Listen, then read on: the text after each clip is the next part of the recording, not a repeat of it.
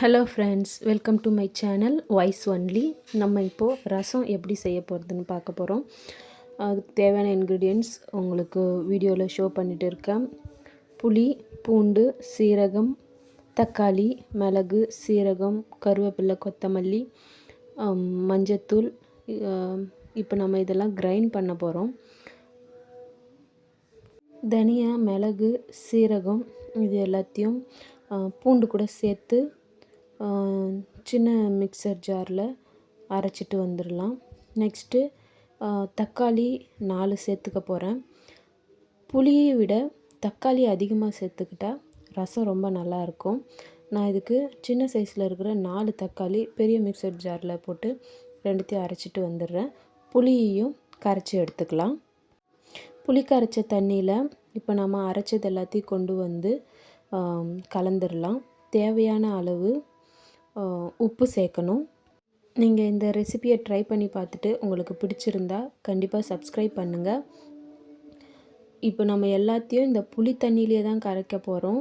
தனியாக நம்ம எண்ணெயில் தாளிக்கும் போது எதையும் சேர்க்க போகிறதில்ல. வெறும் கடுகு, காஞ்ச மிளகாய் மட்டும்தான் அதில் போடுவோம். இப்போ நம்ம கிரைண்ட் பண்ணது, மஞ்சத்தூள், உப்பு, தக்காளி கிரைண்ட் பண்ணது எல்லாத்தையுமே மொத்தமாக சேர்த்து இந்த புளி தண்ணியிலே கரைச்சி எடுத்துக்கணும். நெக்ஸ்ட்டு தாளிப்புக்கு ஸ்டவ்வை பற்ற வச்சிடலாம். ஸ்டவ்வை பற்ற வச்சுட்டு ஒரு தாளிப்புக்கு ஏற்ற பாத்திரத்தை வச்சுக்கோங்க. தேவையான அளவு எண்ணெய் ஊற்றிக்கோங்க. நெக்ஸ்ட்டு கடுகு, உளுந்து, கருவேப்பிலை, பூண்டு வந்து நச்சுட்டு சேர்த்துக்கோங்க. அதை மிக்சியில் அரைக்க வேணாம். நச்சுட்டு தாளிப்புக்கு போட்டோன்னா நல்லா டேஸ்ட்டாக இருக்கும், ருசியாகவும் இருக்கும்.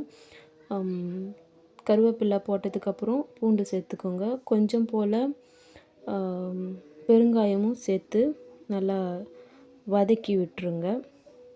ரொம்ப நேரம் இருக்கணும்னு அவசியம் இல்லை. லேசாக வதங்கி வந்தாலே போதும். இது கூட நம்ம கரைச்சி வச்ச புளி கூட கரைச்சி வச்ச தண்ணியை இதில் சேர்த்துக்கலாம்.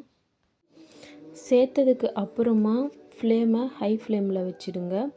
லேசாக கொதி வர மாதிரி இருந்துச்சுன்னா அந்த டைமில் நம்ம கொத்தமல்லியை நல்லா கை நிறைய எடுத்து எவ்வளோ வேணுமோ சேர்த்து ஆட் பண்ணிக்கலாம். கொத்தமல்லி ஆட் பண்ணிவிட்டு நல்லா கரண்டி வச்சு மிக்ஸ் பண்ணி விட்டுட்டு கொஞ்ச நேரம் போல் கழித்து மறுபடியும் அதே போல் கொதிக்க வர ஸ்டேஜில் ஆஃப் பண்ணிடணும். ரசம் எப்போவுமே கொதிக்கக்கூடாது. கொதிக்கிறதுக்கு முன்னாடியே ஆஃப் பண்ணால் தான் ரசத்தோட டேஸ்ட்டு ரொம்ப நல்லா இருக்கும். எங்கள் வீட்டில் எப்போவுமே இந்த மெத்தடில் தான் ரசம் செய்வோம். சிலர் ஆயிலில் வதக்கிட்டு அந்த மாதிரிலாம் செய்வாங்க. நாங்கள் எப்போவுமே பச்சையாகவே எல்லா இன்க்ரீடியன்ட்ஸும் அரைச்சிட்டு அந்த புளி தண்ணியிலையே கையிலையே கரைச்சிட்டு தான் சேர்ப்போம். ரொம்ப நல்லாயிருக்கும், ருசியாக இருக்கும். ஸ்மெல்லும் ரொம்பவே அட்டகாசமாக இருக்கும். இந்த வீடியோ உங்களுக்கு பிடிச்சிருந்துச்சுன்னா லைக் பண்ணுங்கள், ஷேர் பண்ணுங்கள், மறக்காமல் சப்ஸ்கிரைப் பண்ணிவிடுங்க. தேங்க்ஸ் ஃபார் வாட்சிங்.